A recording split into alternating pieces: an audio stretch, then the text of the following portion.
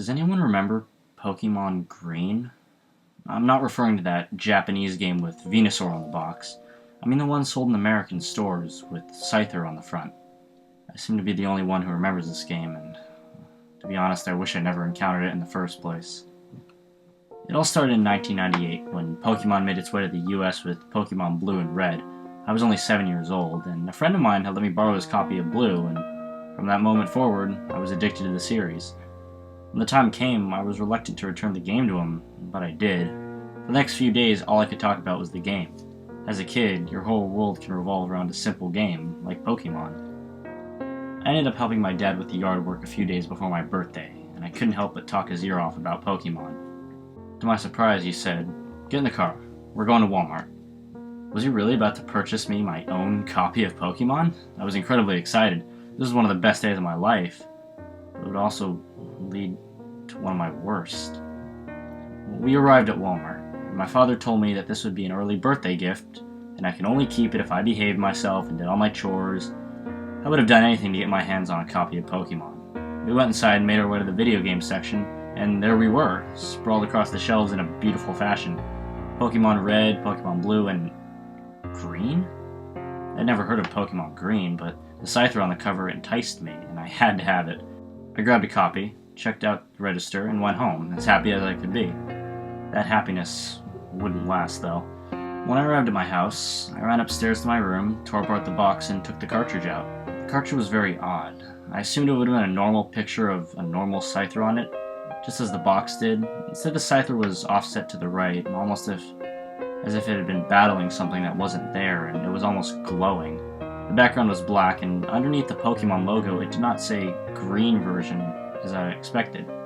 As unsettled as this made me feel, I placed the cartridge in my Game Boy. I turned it on and found that instead of viewing an intro, like in Blue and Red, it immediately brought me to a screen with only one choice: continue. Where was new game? I wasn't too disappointed. My overwhelming curiosity compelled me to click on continue anyway. I did so, and after a few moments, I found my character in what I assumed was my home. I tried to walk outside, but to my dismay, I could not exit the house. There were no stairs, and I couldn't interact with any of the objects in the room. What the heck? I felt a sinking feeling in my stomach, realizing that my cartridge must have been broken, and I may not be able to pay this amazing video game after all. I shut my Game Boy off, took the cartridge out, blew on it, and put it back in. It brought me to the same screen with the same option, continue. Clicked on continue, and it brought me to the same room. I tried shutting it off and blowing on the cartridge a few more times before I finally became too frustrated and gave up. What the hell was going on? I told my dad about the game, and he took a look at it. He was brought to the same screen, the same room, and he, as well as I, could not escape this room. He saw the torn up box on my floor and sighed.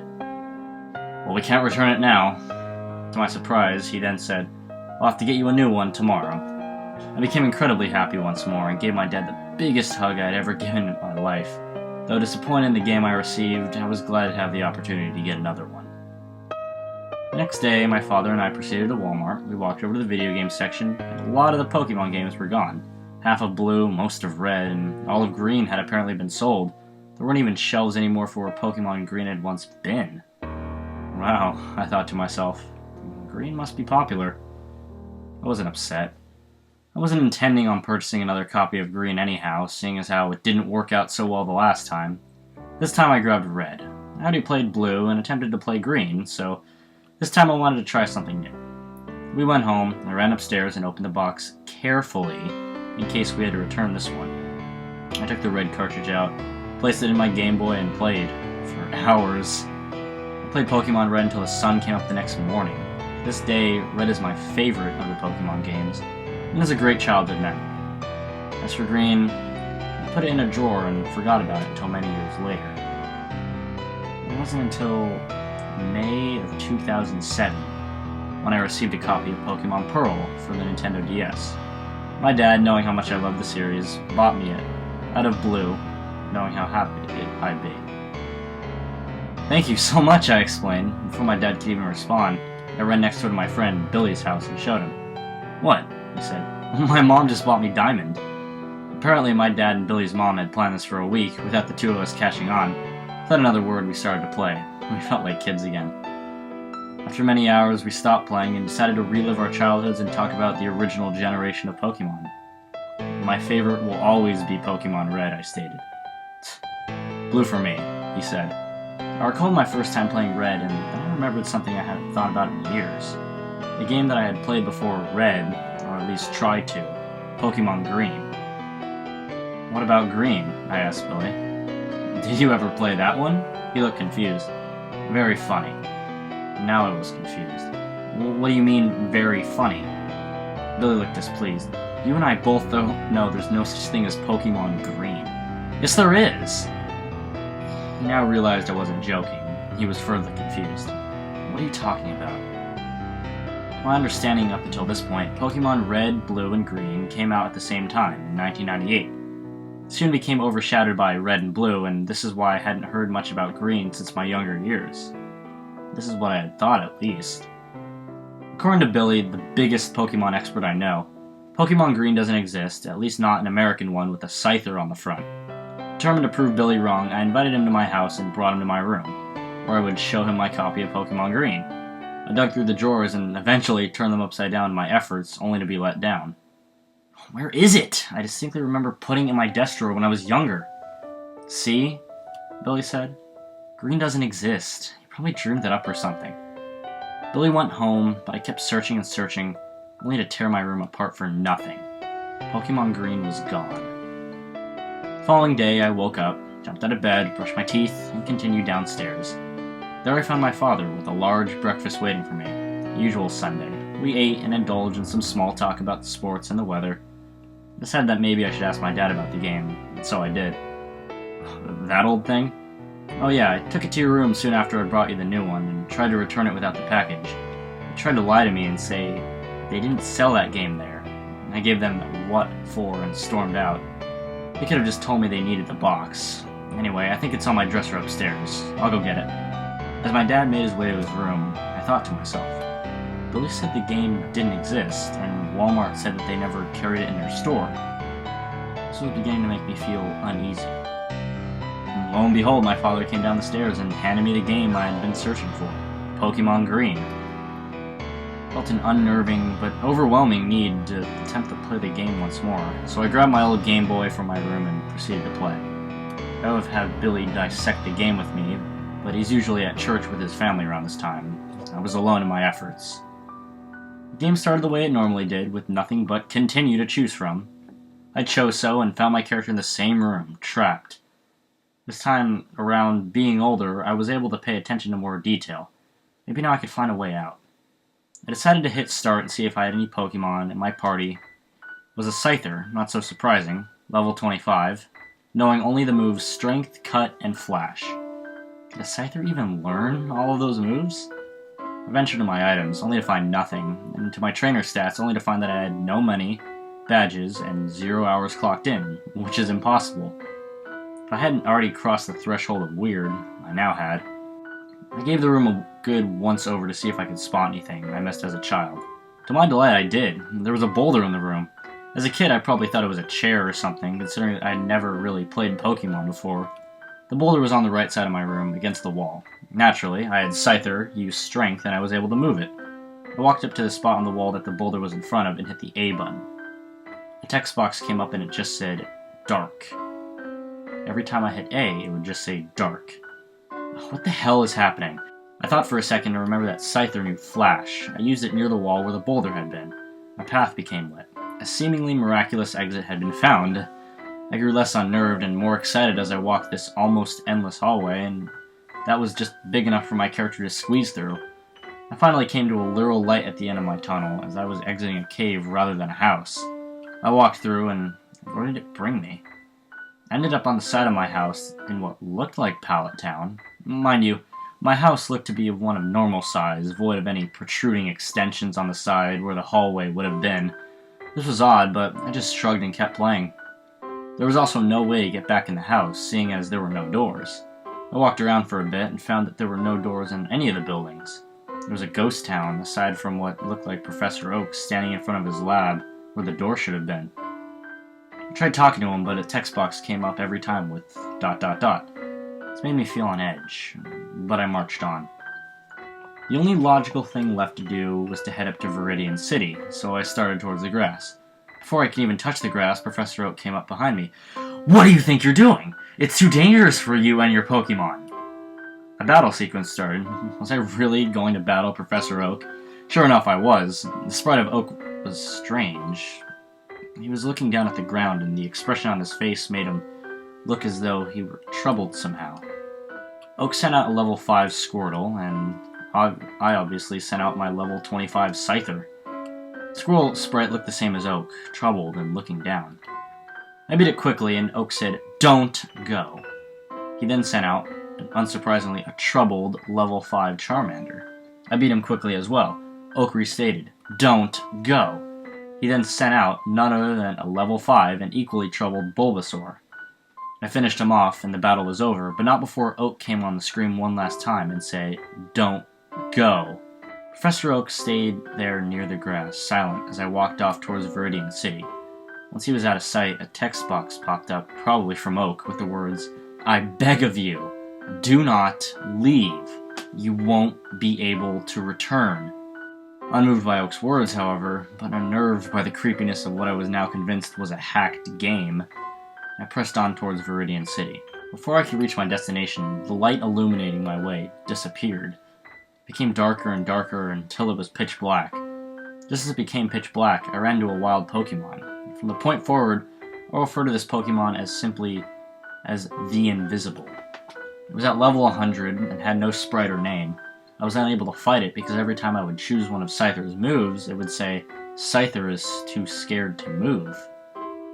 I would run away from the battle and attempt to move, but I would find myself running in the Invisible again before I could even take one step. I was stuck. This happened about another 5 times before I finally decided to stay and think. What if I use Flash? I had Scyther use Flash, only to find my path to Viridian City dimly lit with a dark green tint. I continued, and the Invisible seemed to have vanished. I finally made it to Viridian City, or at least a dark green, dimly lit version. As soon as I stepped foot into the town, a text box popped up that said, "Viridian City. Stay forever and enjoy the gym." What the hell? Stay forever? Enjoy the gym? I tried walking back from where I had came, but there was an invisible wall. I tried walking forward only to find another invisible wall at the tip of the town. Oak was right. I can neither return nor leave Viridian City. I calmed down a bit and explored the town. Much like Pallet Town, the buildings had no doors except for the gym. The only person in town was the old man who teaches you how to catch Pokemon. The one of the old man, who I had found creepy even in the normal Pokemon games, I tried the gym. It was locked. I walked all around town and, inevitably, I had to talk to the old man to progress. Reluctantly, I did so. "Hey, so you want to catch Pokemon, do you? You want to become a Pokemon Master, defeat the powerful trainers at the Pokemon League, and enjoy an endless life of solitude?" I was then given a choice, yes or no. Endless life of solitude? I chose no. "Well then, stay forever and enjoy the gym." What the hell? I can't enjoy a locked gym. I spoke to him again and found the same exact script, only this time I chose yes. He said, "Well then, you're well on your way to becoming what you've always wanted to be. But first, come with me. I will introduce you to a true Pokemon Master." He walked me to the gym and stood near the entrance. I tried to speak with him again, but it wouldn't work. I guess he wouldn't be introducing me to anyone. I tried the gym once more. This time I could walk in. I was slightly nervous, but thought to myself, it's only a hacked game made by some mentally unstable Game Freak worker or something. Only part of me believed that, while the rest believed this game was more sinister than that. Hoped it wasn't the latter. I found my character inside darkness. The gym was pitch black. I had Scyther use Flash, and the room became dimly lit with a dark green tint, as I had expected. The gym was nothing like complicated maze it was in Red. Here was just a small room. At the tip of the room was what looked like Giovanni. I walked over to him and hit the A button. He said, "Unfortunately, this is where your Pokemon journey ends. There's nothing beyond this point, and you will remain in this room forever. I'm sorry." What? That's it? It can't be. I walked around the room multiple times and tried leaving, but alas, I could not. I sat there disappointed. As creepy as the game was, I felt such a strong need to finish it. I After a few moments, I tried speaking to Giovanni again. This time he just simply said, "I am sorry." Every time I spoke to him, that is all he would say, "I am sorry." I tried talking to him from the side, but it didn't work. I then tried talking to him from behind, in a space right before the wall at the end of the room. He turned and said, "I am sorry. I truly am." A battle sequence started. Finally, productiveness. Giovanni has no choice. It came up in the text box as opposed to Giovanni wants to fight. That was weird, but I brushed it off like every other weird thing in the game. The battle had started. Giovanni sent out, is all the next text box said, and the Pokemon he sent out was none other than the Invisible at level 100. I once again sent out Scyther against what I can only assume was a Pokemon. This time I could actually fight. Every time the Invisible used a move, it would say used ... and nothing would happen. Every time I used Strength or Cut, it would miss, every single time. So the battle was never going to end. Finally, I decided to use Flash, and what happened next was quite unexpected. The Invisible became visible. The Pokemon was none other than a Scyther, but a darker version, much like the dark green tint cast over the town. The sprite was also strange. I can only describe it as sinister.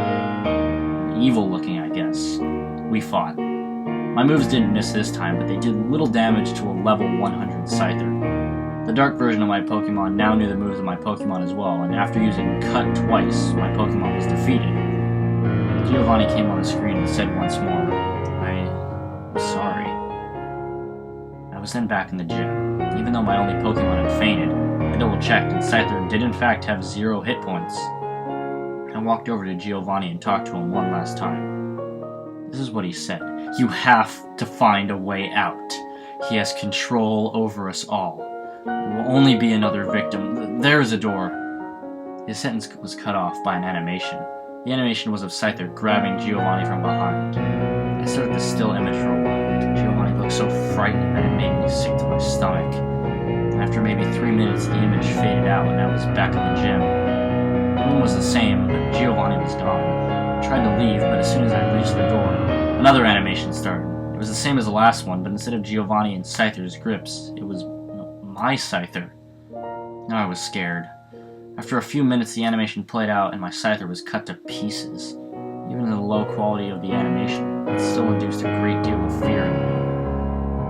The animation ended and skipped to an image of my Scyther's head, looking ever so frightened as it lay there in the darkness. And a text box popped up, saying nothing more than, "You failed."